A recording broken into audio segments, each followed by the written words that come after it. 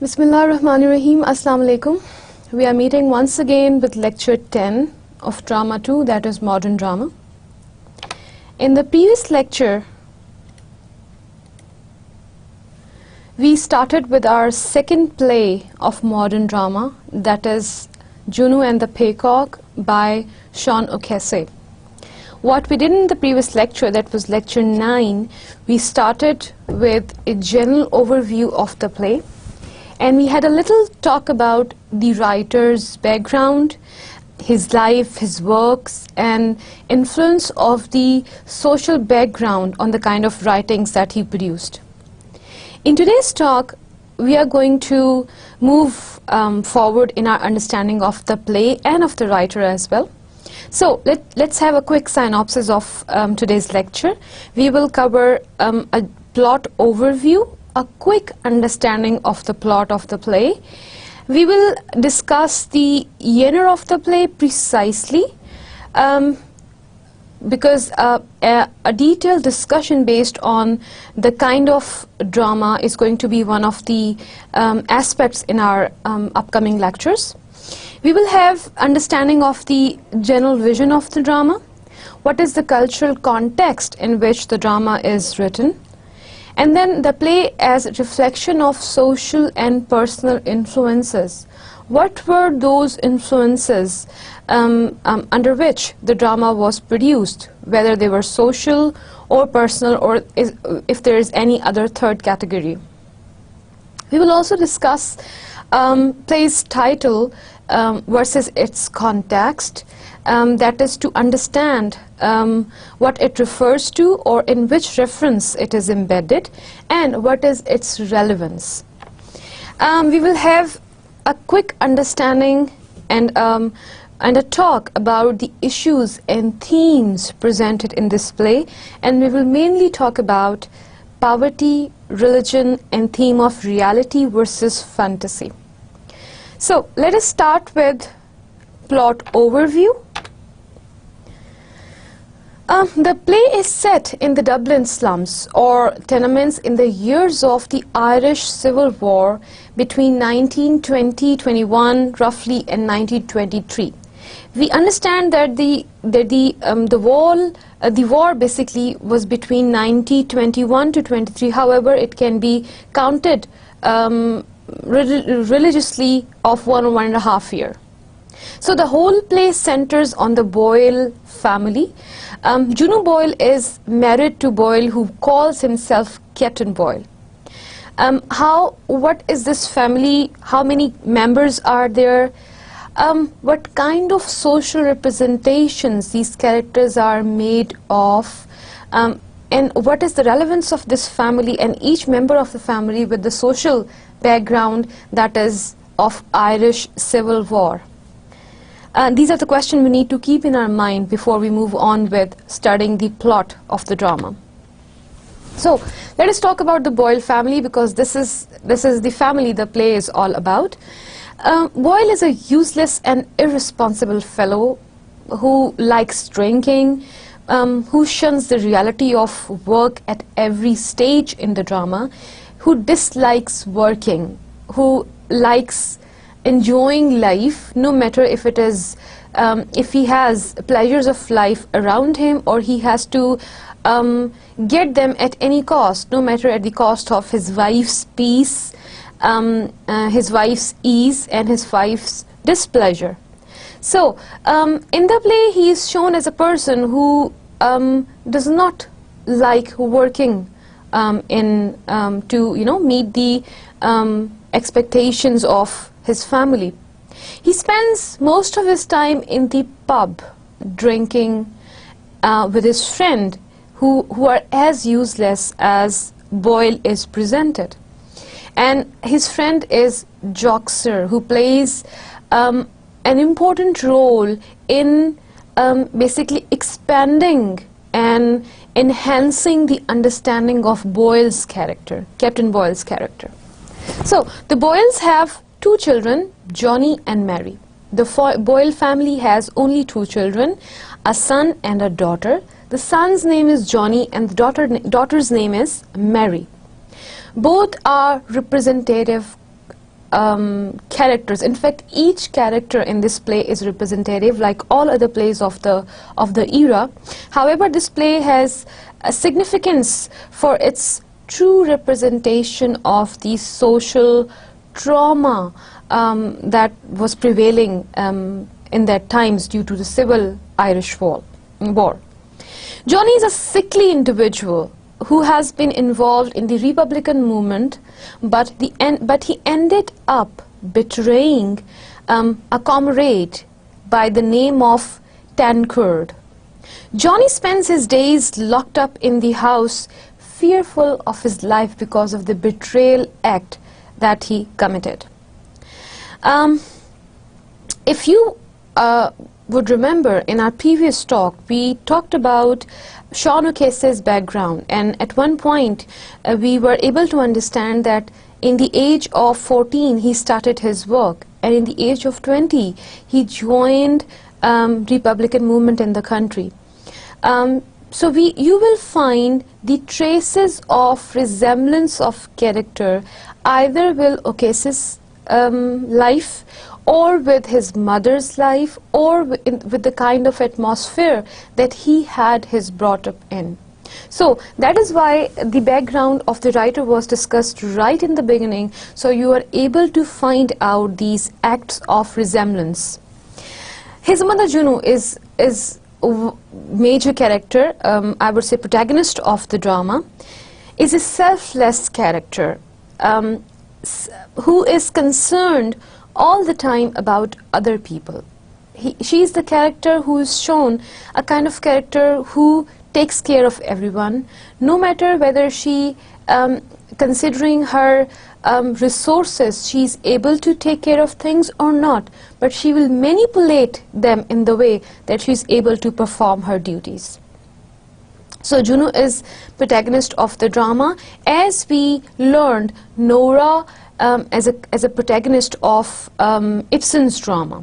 So one thing common that we can find is that both are writers who take a lot of pain in conveying women rights. Okay, so moving on, Juno's daughter Mary is deeply concerned about her appearance. Well, another characteristics of the time, we learn that Johnny is a kind of sickly individual who in the first hand tries to be affiliated with a kind of political movement in the country. However, at a later stage, he betrays his comrades and his party. And now in the end, what he does is that he's afraid of being killed. So he spends the rest of his life inside house, fearing of death. On the other hand, the daughter is a kind of person who is deeply concerned with the way how she looks, how she appears to be. So she's a shallow kind of character. In the beginning, it shows that she's a shallow kind of character who seems to judge people and things from the outside.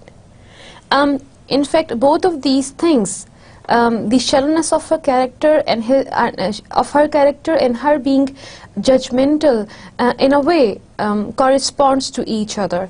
When you do not possess the depth of your personality, and when you are not able to look into others people, you are not able to understand what kind of people they are, so you respond accordingly. So her shallow character is understandable when we see her very judgmental about people. When we meet her at the beginning of the play, we learn she's on strike. She is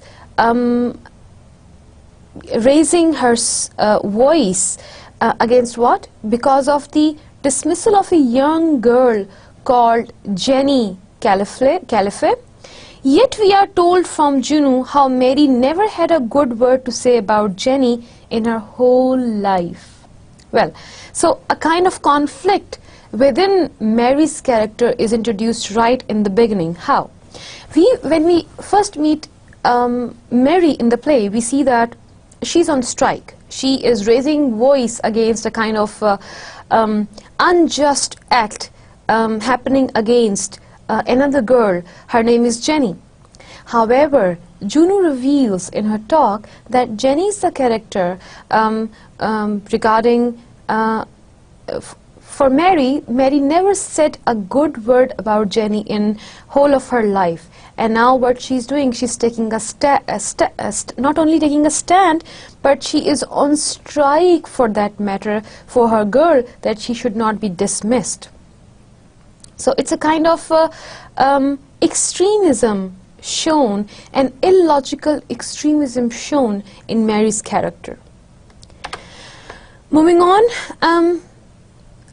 we see a kind of family who is, if you recall in the last lecture, we discussed what kind of social setting and social status the family was enjoying. And they were living in a 2 rooms tenement, which was a kind of place, a kind of setting where they were not able to maintain their privacy, any kind of privacy. If anybody is changing clothes, even that is heard by the other family members. We understand that the family is living hand to mouth and they are deprived of the basic necessities of life. At the same time, Juno is the character who is hardworking, who is earning bread for her family, being women. She's not only taking care of her responsibility of a mother, she's also taking care of her responsibility of a father too, because the father is a kind of sickly individual who likes drinking and likes doing nothing. Then we find that the family has 2 children, a son and a daughter. A son is a kind of character who doesn't know himself what he wants. At one point he thinks himself so courageous enough that he takes part in the political movement, but at another stage he even betrays his party. Daughter is a kind of character who is very judgmental, who doesn't know what she's doing and why she's doing. For one girl, she never says a good word all her life, and at another point she takes a very forceful stand for her, in her favor, calling that principle as a principle.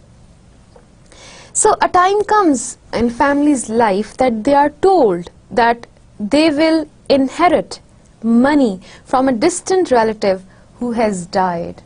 So it's a kind of miracle, it's a kind of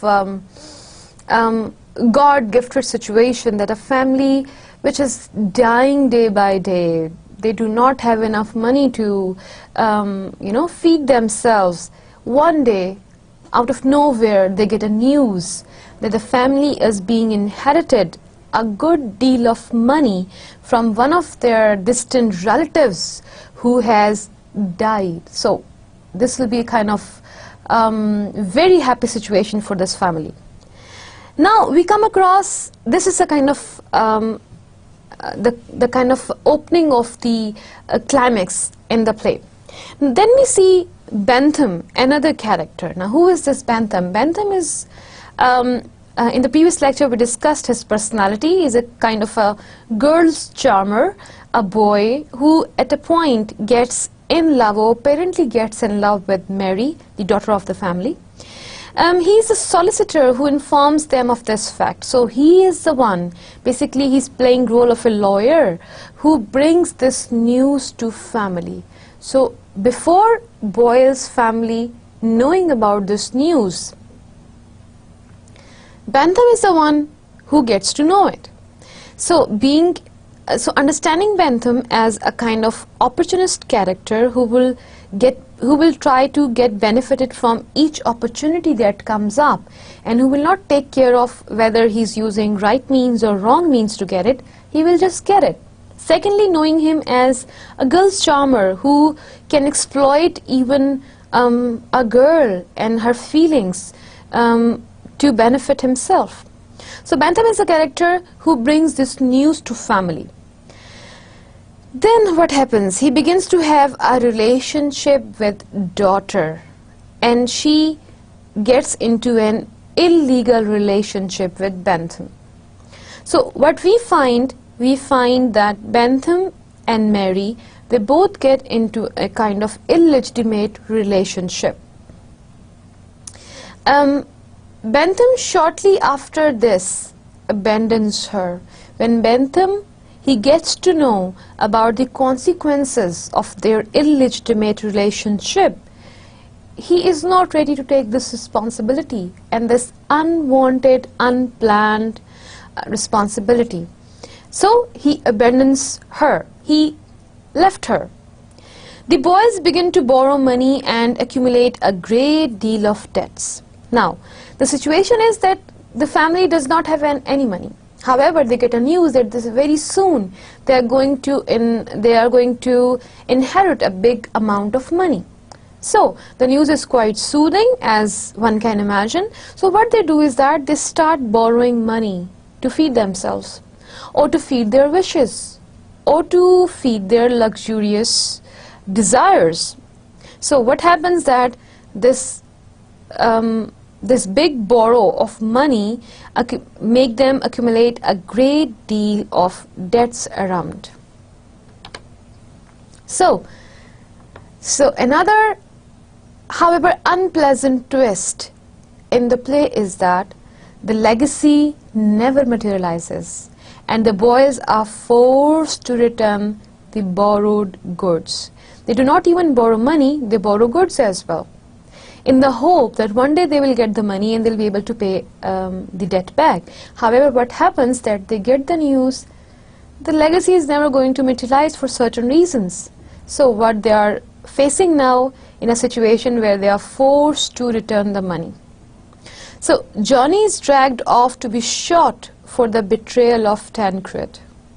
Johnny, the son of the family, who is staying back at home all the time, being afraid of his death for the hateful act that he did of betraying his comrade, in the end he's dragged out of his place to be shot for the betrayal. And Juno finally realizes that Boyle will never take on his responsibilities as father, though she has been trying a lot throughout the play to let him understand that he needs to take care of his responsibilities. However, in the end she understands that it is of no use, and she is the breadwinner and she has to be the breadwinner for the family. And so she leaves him and sets up home with Mary, understanding that no matter what she does, nothing is going to change Boyle's behavior. She is now no more willing to take Boyle's responsibility and sets up her home with Mary. So this was all about the plot and the story of the drama that we are going to study.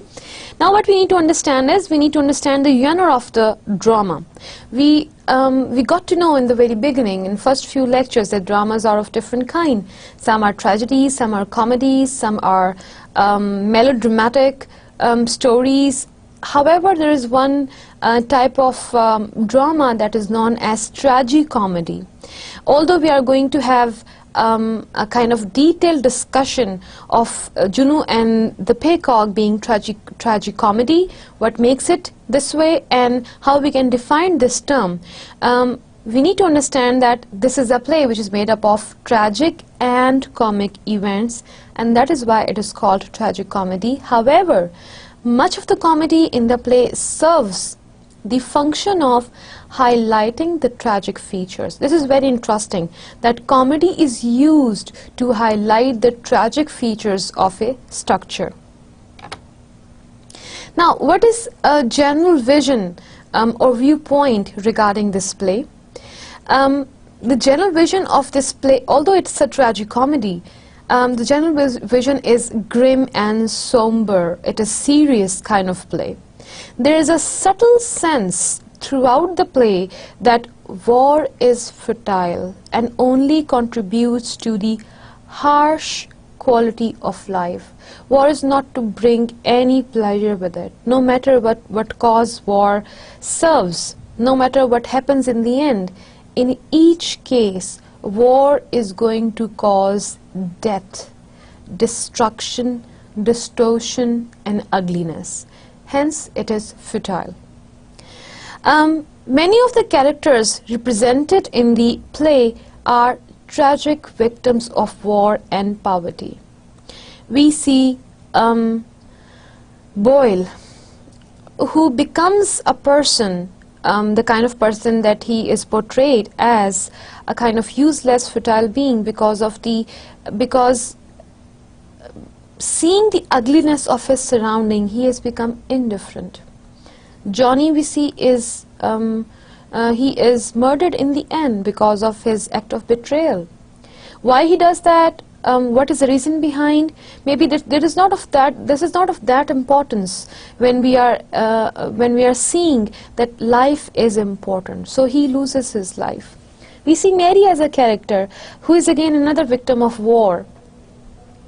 The kind of chaos she has around, the kind of uncertainty she has around, and the kind of uncertainty she has inside her home, whether she cannot rely on her father, neither on her brother, and she finds a kind of reliance a male reliance in the shape of Bentham. And what Bentham does? Bentham betrays her, and she ends up destroying herself. So, Juno, we see her sacrificer role, we see her being victimized for so many reasons, and all of these reasons will get a point where they all are joining themselves, in the center, and the center is the Civil War, Irish Civil War in the end. So the overall general vision seems to highlight the heroic quality of the women Juno, and their enormous capacity to suffer. So not only Juno, but Mary as a character, we would see that OCasey would present women in this drama in a particular way, where they are shown bigger sufferers, where they are shown being victimized, however coupled with a lot of courage, a lot of bravery, and a lot of determination. So, and this bravery, courage, and determination would probably lack in male characters, that we will analyze when we are analyzing characters. Now, what is the cultural context in which the play is produced? The particular cultural context of this play is war-torn Dublin in the years 1922 and 23 during the Civil War. So the play is set in the slums or tenement part of the city, and it is deeply rooted in poverty and degradation consequent of war. Illegitimacy, war brings uncertainty, war brings destruction, war brings death, war brings family unit torn into pieces, and what is left is dying individuals, individuals who initially have to lose their ethical values, and then slowly and gradually they lose everything: their respect, their self-respect, their dignity, their confidence, even their wish of living on. And what it results in, if nothing else, then illegitimacy. So illegitimacy is seen to be something which brings with it disgrace, and the woman is left humiliated. So where we see war as carrier of destruction, we find it as a potential carrier of destruction, particularly for women, and that is what OCasey is showing very forcefully in the play. The play also deals with working class Dublin and how certain people avoid work and spend their time drinking in pubs. They lose hope, they lose motivation, they lose their interest in finding out the beauty. They are happy, they are easygoing people now who are quite comfortable with the ugliness spread around them.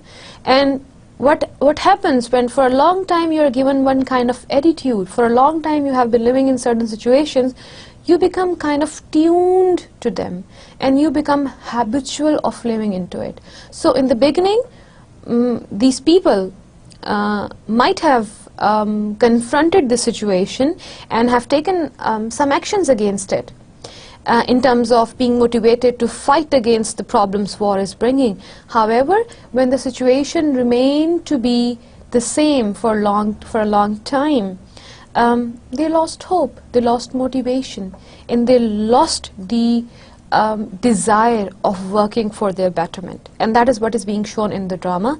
And the working class of Dublin is basically the focus, the central focus of writers' attention here. So after knowing the cultural context in which the drama is written in, one needs to understand what kind of influences the writer is reflecting in this playwright. Writer primarily shows three types of influences: social, cultural, and personal. The social influence is basically war that is set as the primary background of the play. Then the cultural aspect is related with the mythology, and the personal aspect of writer's feministic approach can also be seen predominantly in the play's plot. Now let us analyze all three of these influences one by one.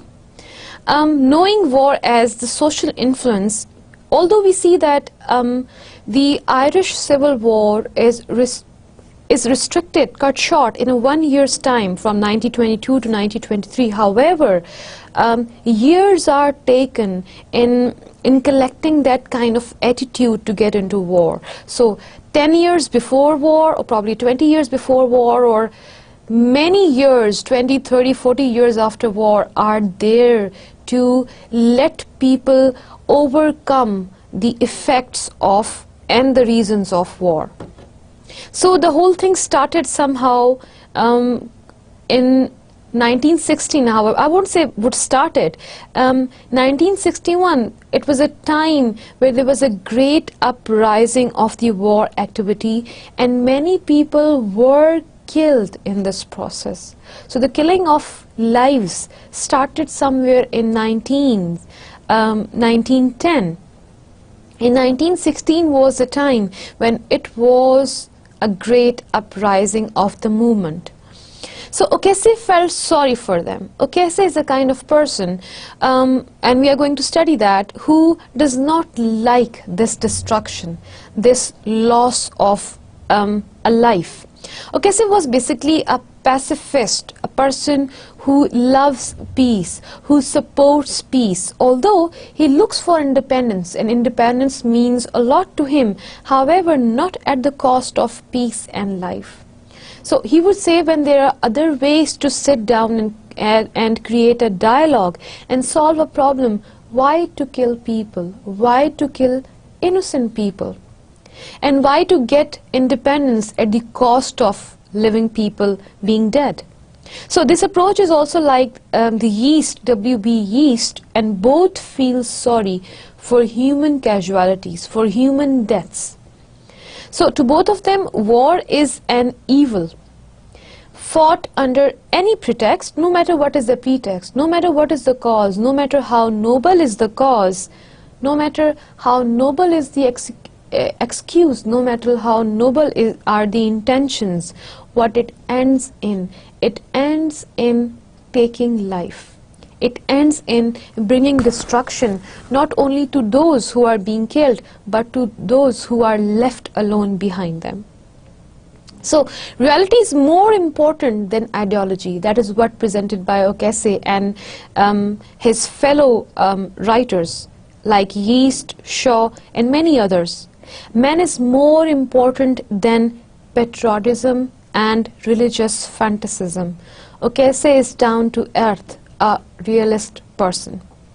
He's similar to Shaw and is a strongly anti-war writer. He's not only anti-war, he is anti-class, the stratification, the class divide. He's anti-patriotism. He has this patriotic self inside him. He likes independence, but when independence stands against human life, he is the one who would go anti. He is anti-fanaticism. He would love talking about reality no matter how ugly it is, instead of talking about fanciful ideas. He is anti-trade unionism. He is anti-dogmatism, anti-ideology, and anti-false aristocracy. So when you are describing Sean OCasey's character as a writer and as a writer of modern era, and if you are understanding and discussing all of these characteristics, basically you are really capturing the essence of his writings that he portrayed throughout his life. Now, this was the social influence that he has upon his work. What is this personal touch that he brings forward through his work? And that is, he is a feministic writer. We also discussed Ibsen as a feministic writer who does not only speak for human rights, who speaks for women's rights too. And same is the case with Sean OCasey. He is a feministic writer. And you will find the play Juno and the Peacock predominantly conveying women's struggle, their hard work, their suffering, their endurance, and their courage. And if you are asked, if the students are asked how they are going to discuss the play's theme of women shown as character of struggle, hard work, suffering, endurance, and courage, you can basically discuss the character of Juno and Mary. Not in this lecture, however, in one of my coming lectures, to study this play, it's a side talk. I'm pausing this here. When we are discussing about the themes and the characters, we are basically trying to clarify our understanding, and we are basically analyzing the drama and everything that relates to the story and then makes us produce meaning for our understanding. So in the first play, what I did, I tried to cater to each one of these things separately. I tried to do character analysis for you. I tried to do thematic analysis for you. I tried to do structural analysis for you, so on and so forth. So to tell you how many dimensions a play keeps in order to understand what is happening in it. However, for this drama, I will try to change the methodology a little bit. What I'm going to do is I will discuss all the critical angles of the play with you. Let it be the themes of the drama, let it be different kinds of influences attached to drama, so on and so forth. I may be discussing one or two characters as well. However, what I will teach you in this during this play is how to compose your own reflection, your own critical reflection. So once you have understood a drama, it shouldn't be a problem for you to attempt any kind of question on it, whether it's relevant to a character, or it's relevant to theme, or it's relevant to the structure of the plot, or it is relevant to the writer who has produced that drama. And that is a strategy that we will discuss in one of our coming lectures. Okay, so basically what we are talking here about understanding, interpretation, comprehension, right? And then it is up to us, being critical interpreters, how we are going to exploit our understanding to shape up according to different types of questions. All right, so coming back to the talk, the matter we were discussing the personal influence that the writing bears, and that is feministic approach. So we find the writer is a feministic writer. Okay, now what is this cultural influence that the writing bears? It's Greek mythology. OCasey has taken the character of Juno and the Peacock from Greek myths. Now, one very important aspect of European literature is their great and deep interest in classical mythology. You would have seen in the previous eras of English drama that we know that drama has started from Greek background, so it has that attachment of sublimity with it, and drama is seen as a kind of genre that will produce and that will reflect the sublimity of the atmosphere and hero and heroines of great characters, and the kind of problem which do not relate with the everyday men and women, but would relate with the kings and queens. So what these writers are doing, the writers of modern time, they want to keep up the interest of the people, that is basically in something sublime, something great, and at the same time they would like to bring them into seeing the reality. And the reality is not about the heroines, heroines, reality is not about the kings and queens. The reality is about the everyday man and woman. So their intention is to bringing both of these things together, the reality on one hand and the other hand this attachment of sublimity with it. So to combine it and make it a package to give to people so they keep up their interest, and at the same time they are being fed with the social reality. So what we find writers producing different kind of women characters. We find O'Neill wrote Electra, Shaw wrote Pygmalion, Yeats wrote about Byzantium, and Ibsen has created his own mythical character, Wild Duck, influenced by Greek mythology.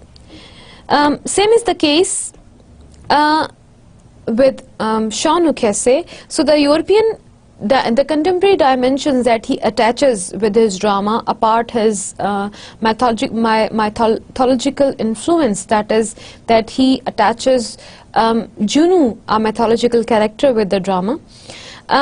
He also takes care of the contemporary dimensions.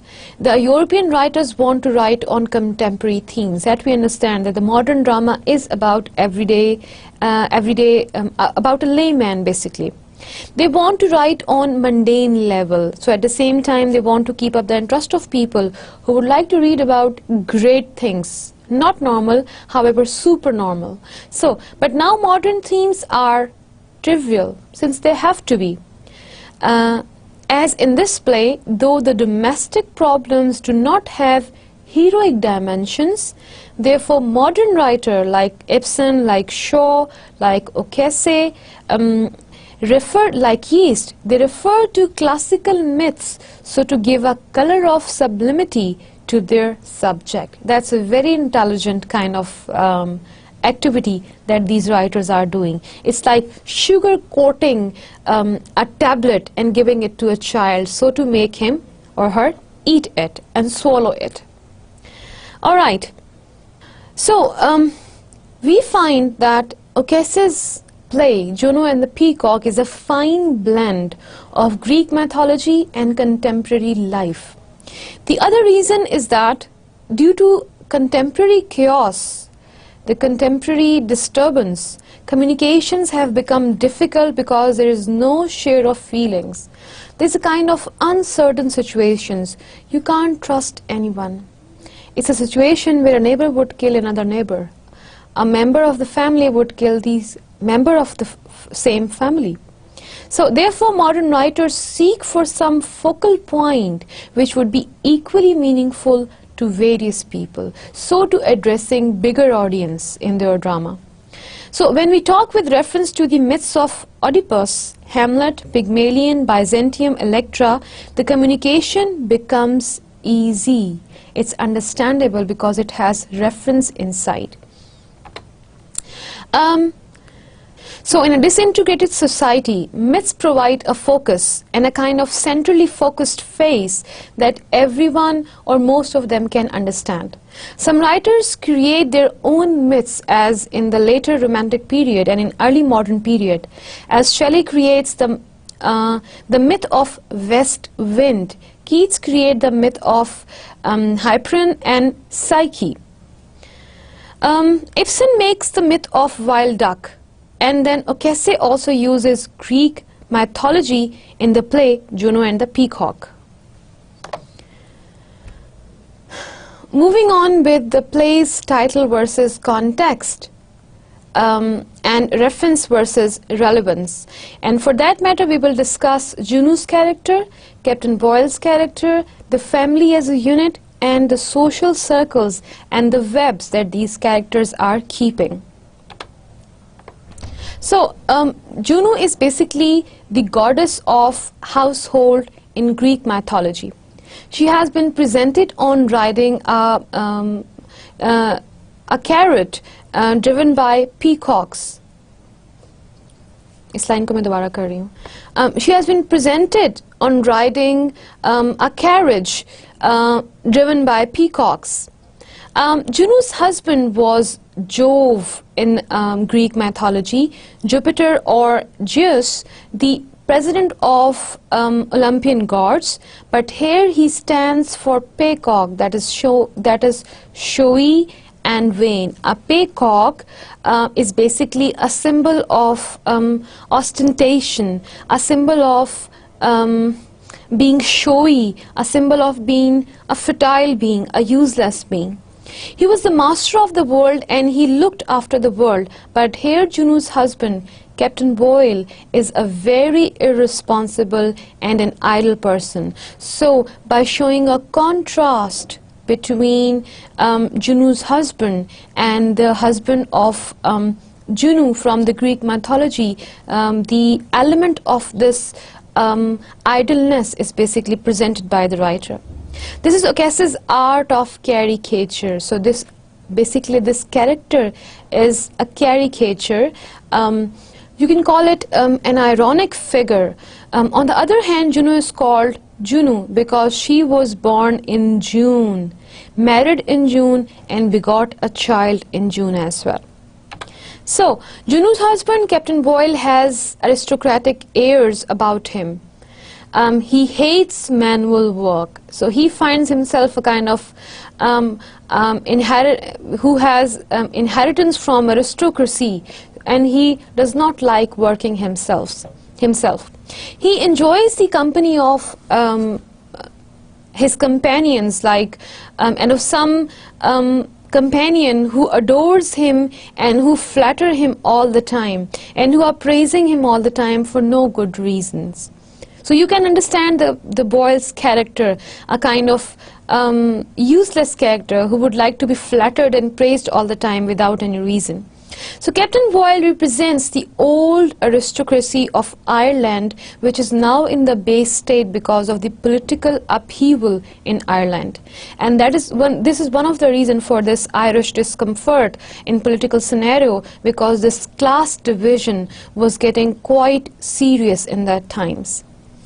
And the distance between aristocracy and a common man was basically expanded to the extent that common man is not able to feed his family. So it resulted in revolution.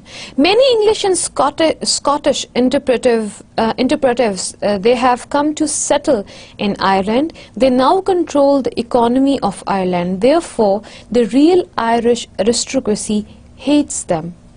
This hatred is primarily for the reason that they are foreign exploiter, and the second reason is that they lack Irish culture. Thirdly, they are destroying the culture and the civilization of Ireland. Therefore, they start to hate them and do not want to work under their control. So, people like Captain Boyle think that if they work under them, they will be promoting the interest of the foreign exploiters.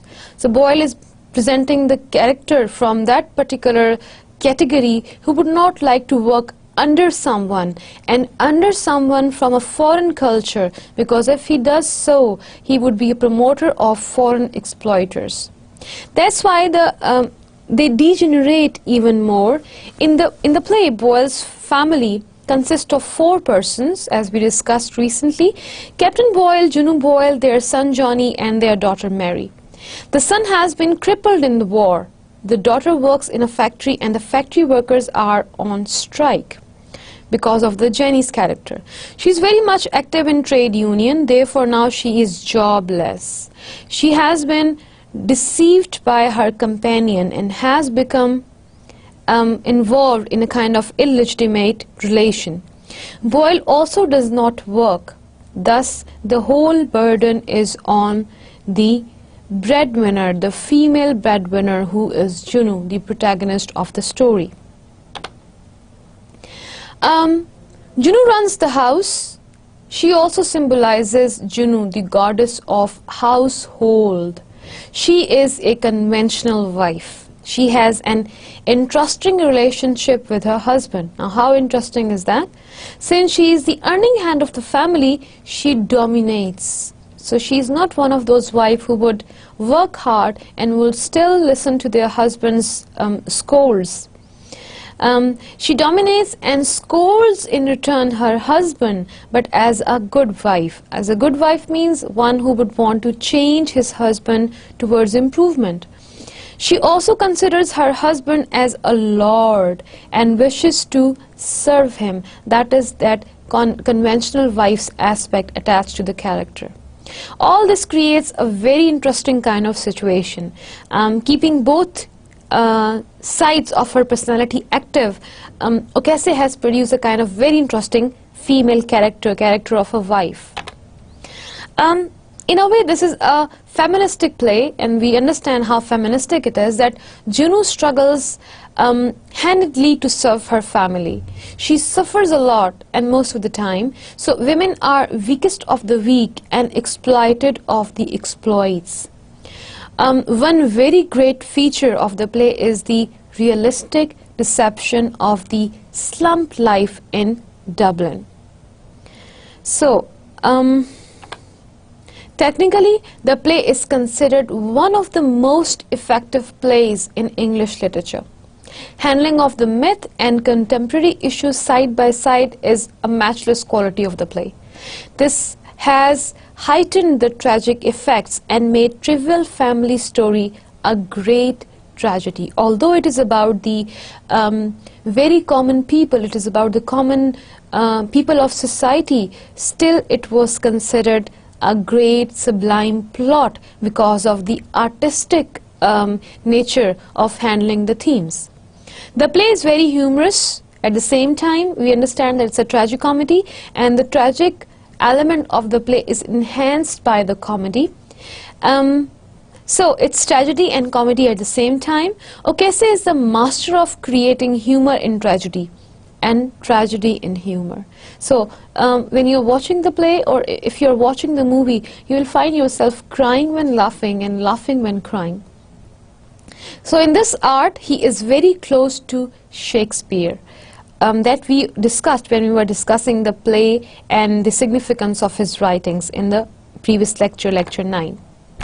Okay, now we need to move on with the themes and issues presented in the play.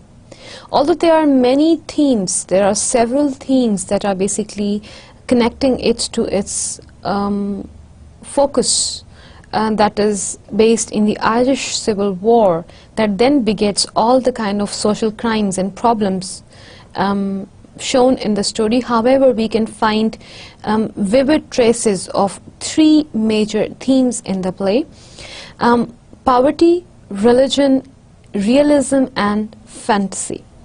So let's see how the theme of poverty is presented, and how each character and all the characters together are adding into the presentation of the theme. This theme dominates the play at each and every level.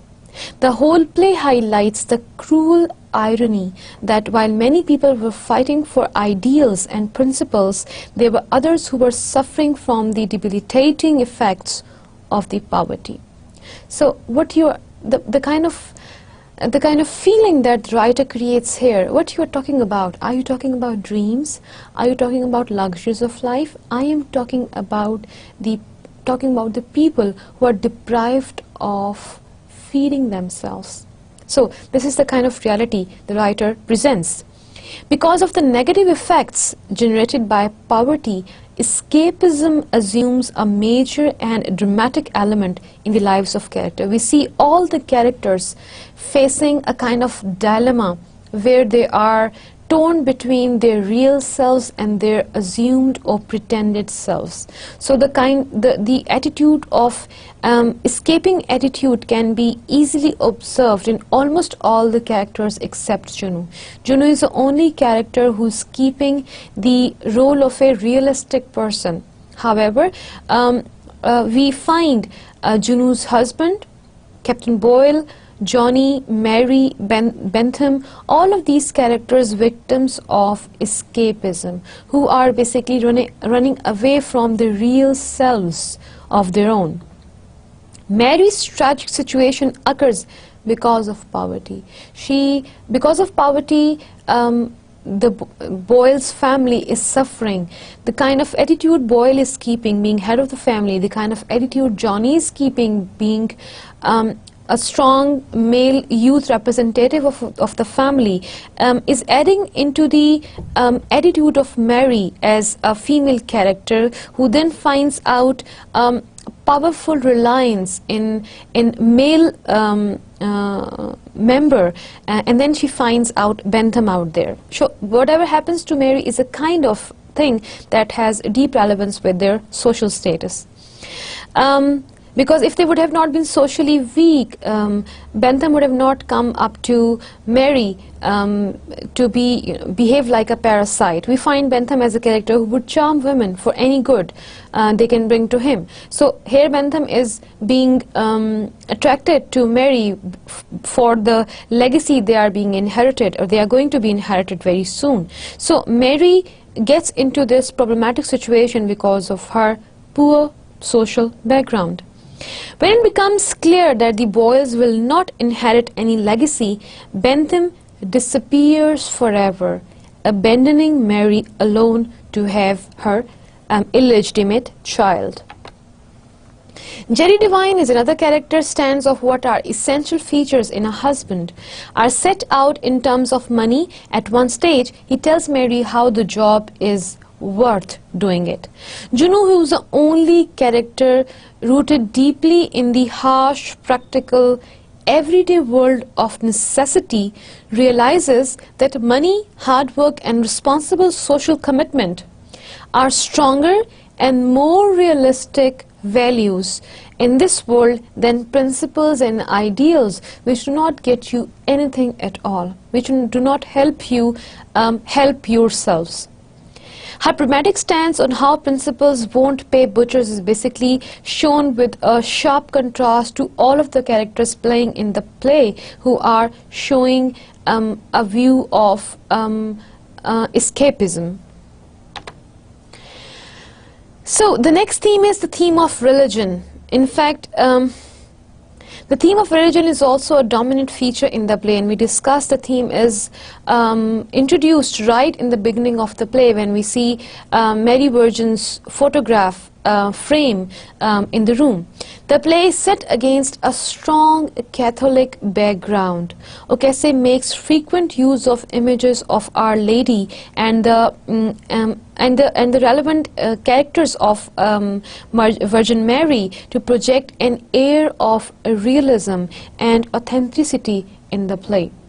So it is also to entrust the people of the time who somehow had their interest in religion. However, in real, they would run from religion because it would teach them values which they cannot, really act upon, being empty stomachs. There are also a variety of different religions and attitudes expressed throughout the play, and we will have an analysis of them. One of OCasey's chief mottos in the play seems to show the coexistence, existing together, of strong religious convictions, together with a sincere and human commitment to one's fellow men. Now, what are these strong religious convictions which are coexisting? We are going to discuss. Juno's faith is sincere, authentic, and traditional. She believes on Johnny's death that God can do nothing against the stupidity of man, and her husband should be praying novenas for a job, and that what Ireland needs is more piety. These are her beliefs, which has its roots in religion. She believes on Johnny's death that it's God's will. However, we find other characters like Juno's husband and Mary and many other characters who takes it as a kind of unjust attitude of destiny. Then we find that her husband should be praying novenas for a job. However, on the other hand, Juno's husband has a different kind of stance towards this very issue. And what Ireland needs is more piety. It's more faithfulness than of any other act that these people are showing. So on the other hand, Bentham espouses a religion by the name of Theosophy. This is projected as vague and abstract, and certainly seems to present the characteristics resembling its name to be compatible with his own shallow commitment to people.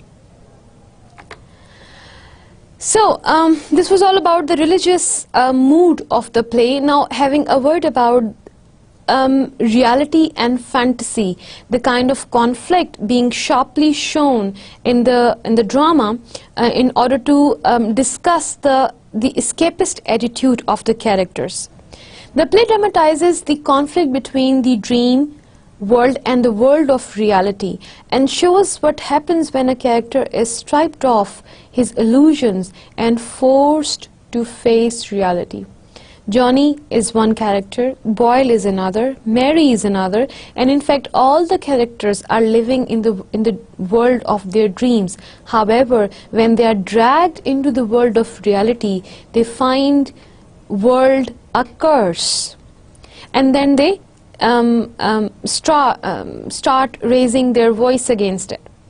Boyle, who is shown as a paycock, who is a character of ostentation, showiness, and who would create air of pretension, struts throughout the world of the play on a false and imaginary sense of his own self-importance. We just learned that he finds himself a kind of representation of aristocratic class, where working is considered a kind of act below their level. So all the time he does not work, keeping up this air that he is not meant to work. He is from the class where working is considered below their dignity and level.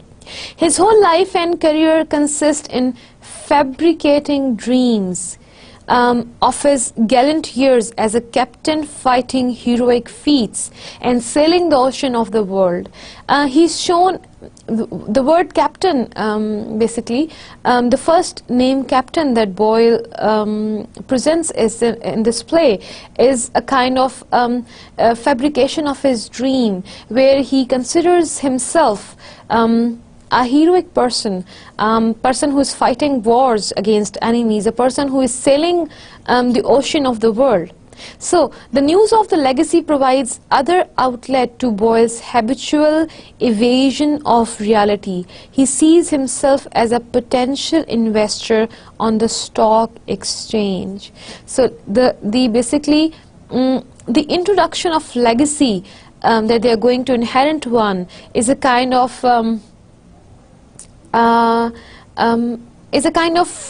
provoking incident taking place in the play that helps Captain Boyle's imaginative nature to fly a bit higher, because now he's thinking of investing in the stock exchange. Now the reality is that he's not having a penny in the pocket to feed himself. So it basically this tragedy adds into the comic situation of the play. His whole life is a lie. Captain Boyle's whole life is a lie. His pains, the pains he talks about in the entire play, you would find him that he's complaining about his pains here and there, which are not real pain either, and he makes them reasons for not working, which are invented for the sake of shrinking and avoiding work, becomes real to him in the end. He's refused to face up to the truth and reality about Bentham and the deception surrounding the news of the will. In the end, you will find him negating and not believing in that Bentham could betray his daughter, or that they are not going to be inherited any legacy. So he's not going to accept the reality. He's living in the world of denial. When reality invades at the conclusion of the play in the form of Mary's pregnancy and the actual removal of his material possessions, Boyle is unable to cope. His final entrance dramatized in a drunken, fragmentary soliloquy that is tragic.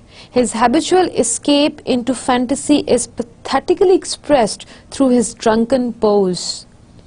And he is speaking language that is ununderstandable to some extent.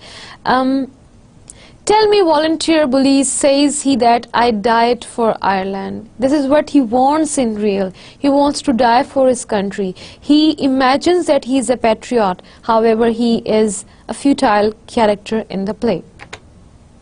Mary, who represents the younger generation, also falls victim to illusion. We find Mary's character a kind of character, a kind of judgmental character. So on her first appearance in the play, she is shown to be on strike for a principle. Now, what is the reality of that principle? You definitely would be coming to know when you are reading it now. The oppressive and stifling atmosphere generated by the tenement life forces her to seek escape through Bentham's character.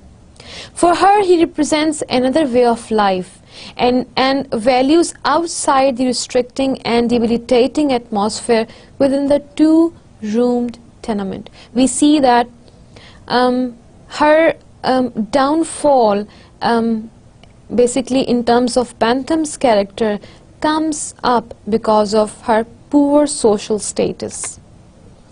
She falls victim to the subtle deception of Bentham's middle-class gentility, because she finds her own father and her brother being the same kind of people crawling around. She finds Bentham characters a real charmer.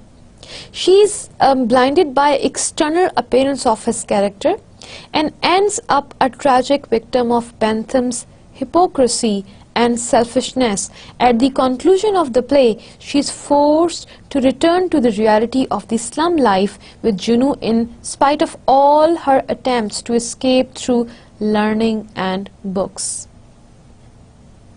So, this was all about the themes that we discussed, the theme of poverty, religion and reality.